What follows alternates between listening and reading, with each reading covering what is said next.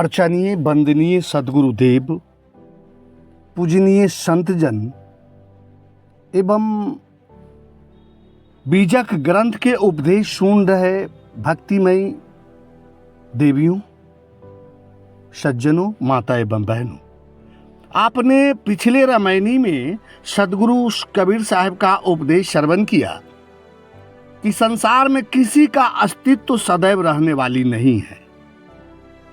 जो भी देव, दनुज, नर, नाग जन्म लेते हैं उसे एक न एक दिन यहां से जाना पड़ता है। मनुष्य लोक के बड़े बड़े लोगों को यहां से जाना पड़ा। आज आप सुनेंगे कि दिव्य लोक में रहने वाले को भी जाना पड़ता है। शेषनाग को कहा जाता है कि तीनों लोकों का भार उठा रखा है, वह भी सदा रहने वाला नहीं, तथा नागों के परम दुश्मन गरुड़ भी नहीं रह पाएंगे। अब आपके मन में प्रश्न उठ सकता है कि गरुड़ तो विष्णु भगवान के वाहक हैं और वह विष्णु भगवान के समीप रहने वाले हैं, तो उसे अमर होना चाहिए। तो आइए, ये सारे शंका का समाधान इस रामायणी में आप पाएंगे। और वीडियो अगर आपको अच्छा लगे, ज्ञानवर्धक लगे, तो इसे लाइक और कमेंट अवश्य करेंगे। आप सुनेंगे कि विष्णु लोक कहाँ हैं, नाग और गरुड़ कौन थे, क्या ब्रह्मलोक, शिवलोक, विष्णु लोक भी नाशवान हैं। तो आइए सबसे पहले इस रामायणी को सुने, फिर इस रामायणी के माध्यम से सद्गुरु कबीर साहब उपदेश देना क्या चाहते हैं उसे आप सुने। कहते हैं कि बिन से नाग गरुड़ गली जाई, बिन से कपटी और सूत भाई, बिन से पाप पुण्य जिन किन्हा, बिन से गुण निर्गुण जिन चिन्हा, बिन से अग्नि पौन और पानी, बिन से सृष्टि कहाँ लो आने, विष्णु लोक बिन से शिव माही, हौ देखा प्रलय की छाही, मक्ष रूप माया भई और ही खेले अहेर, हरि हर ब्रह्मा नहीं उबरे, सुनर मुनि की वेद। सदगुरु कबीर साहब उपदेश देते हुए कहते हैं कि बिन से नाग गरुड़ गली जाई, अनंत बासुकी पदम महापद्म इत्यादि नागवंशीय कहलाते, नाग कहलाते, जिनके पिता का नाम कश्यप तथा माता कद्रु थी। पुराणों में कथा आता है कि एक बार कश्यप की पत्नी कद्रु और विनीता में सूर्य के रथों के घोड़ों की पूंछ को लेकर विवाद हो गया। विनीता कहती थी कि घोड़े की पूंछ उजली है और कद्रु कहती थी कि घोड़े की पूंछ काली है। दोनों में शर्त लगा कि जो हारेगा उसे दूसरे की दासी बनकर रहनी हो। घोड़े की पूंछ तो उजली थी, लेकिन नागों ने छल किया और घोड़े के पूंछ में जाकर लपट गया, जिससे पूंछ का काली दिखाई देने लगा और छल करके विनीता को हरा दिया। ये कद्रु की माता थी नाग। फिर उसे छल करने के साप से जन्मेजय के यज्ञ में सब को मारा जाना पड़ा। कथा बहुत लंबी है, लेकिन हमें बीजक के रामायणी का उपदेश प्रस्तुत करना है।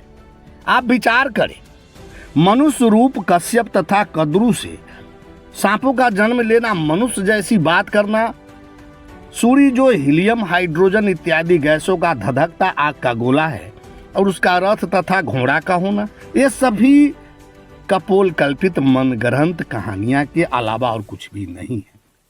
वस्तुतः भारत में नागवंशीय मनुष्य की एक सुसभ्य सभ्यता थी, जिसे आर्यों ने सामूहिक जिंदा जलाकर मार डाला था और उसे सर्प यज्ञ कहकर कथाओं में लिखकर लोगों को गुमराह किया। फिर आगे गरुड़ की बात आती है। कश्यप के दूसरे पत्नी विनीता का पुत्र गरुड़ था, जो विष्णु के वाहन माने जाते हैं। ये मनुष्य से पक्षी का पैदा होना भी एक षड्यंत्र ही तो हो सकता है, या महर्षि कश्यप के वंशज रहे होंगे गरुड़।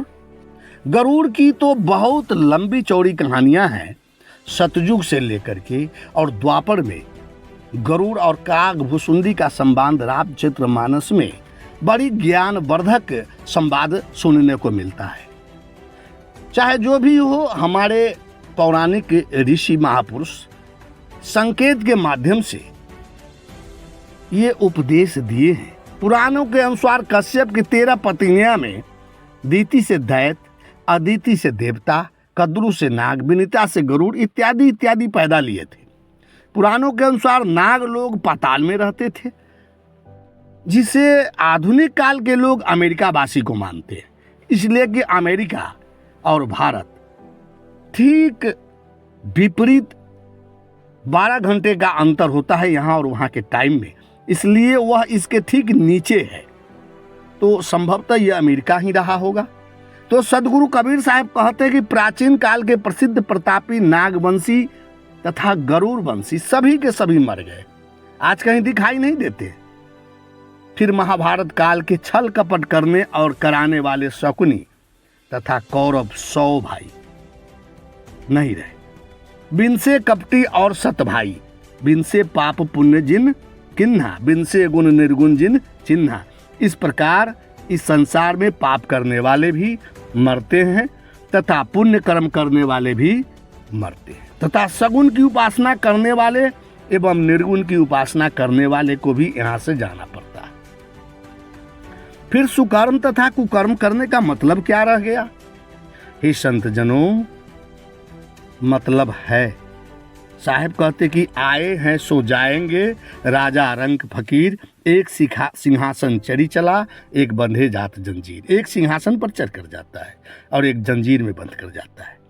पवित्र संस्कारों से युक्त तथा वासना मोह ममता काम क्रोध इत्यादि तो यही छोड़कर जो जाता है उसे फिर नरक नहीं भोगने आना पड़ता। दूसरी ओर जो गंदे संस्कारों से लिपटकर मोह ममता वासना को साथ लेकर मरता है, उसे पुनः पुनः नरकगामी होना पड़ता है। आगे कहते कि बिन से अग्नि पवन और पानी, बिन से सृष्टि कहाँ ले गनी। ये विष्णु लोक बिन से छिनमाही, हौ देखा प्रलय की छाई। सदगुरु कबीर साहब यहाँ बड़ा ही तात्विक और भौतिक उपदेश दे रहे कि अग्नि पवन पानी इत्यादि से जो भी भौतिक वस्तुएं बनी हैं सभी एक न एक दिन नष्ट हो जाएंगे। कहाँ तक गिना जाए, सृष्टि की सारी चीजें जो बनी है वह नष्ट होगी, विष्णु लोक भी नष्ट हो जाता है। कहने का भाव यह है कि सदगुरुदेव सारे निर्मित वस्तुओं को प्रलय की छाया में देखते हैं। अब हम थोड़ा निर्गुण तथा सगुण पर विचार कर लेते हैं बंधुओं। जहां तक भौतिक तथा इच्छिक जगत है वो सगुण है, जिसे सतोगुण रजोगुण तथा तमोगुण विद्यमान है, तथा शुद्ध चेतन आत्मा जो तीनों गुणों से परे है वो निर्गुण है और वह अविनाशी है। तो सगुण रूप ब्रह्मा विष्णु शिव जो सतोगुण रजोगुण तमोगुण के प्रतीक माना गया है, ये इच्छा कल्पना शक्ति से ये सगुण रूप में निर्मित की गई और ये सब नाशवान है। निर्गुण का कोई आकार नहीं होता, इसलिए ये नाशवान नहीं है। सगुण उपासक लोग पुराणों का आधार मानकर विष्णु लोक में जाने के लिए पूजा पाठ उपासना करते रहते हैं कि हम वहां जाकर सदैव सुखी रहेंगे, क्योंकि वह अजर अमर है।